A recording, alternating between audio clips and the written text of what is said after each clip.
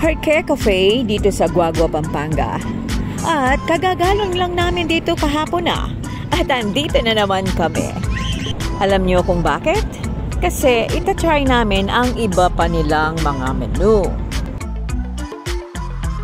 Tara, samahan niyo kaming mag-order. Kahapon nga pala ay na-try namin itong mushroom burger steak, pati na ang chicken teriyaki. Napaka-crispy nitong chicken teriyaki at talaga namang ang sarap-sarap niya.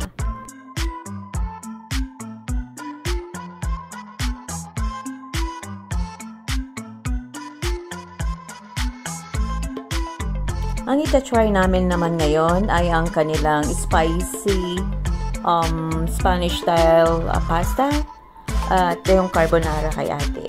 Sa kabila ay chicken burger and sandwich tsaka fries. Sa beverages, ang in-order nila ay green apple cucumber at ako naman ay choco banana. So, yeah, excited na akong try itong spicy sardines pasta na to.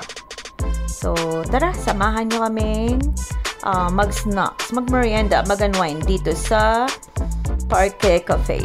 Yummy! Delicioso!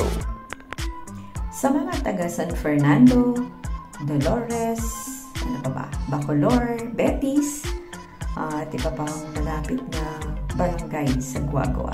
Tara na kayo dito at inyo rin tikman ang iba't ibang special menus ni Parque Cafe. At mag-unwind kayo dito kung gusto nyo tumambay lang at habang nag-chat-chat, habang may drinks, at ma-enjoy nyo rin ang Parque Cafe.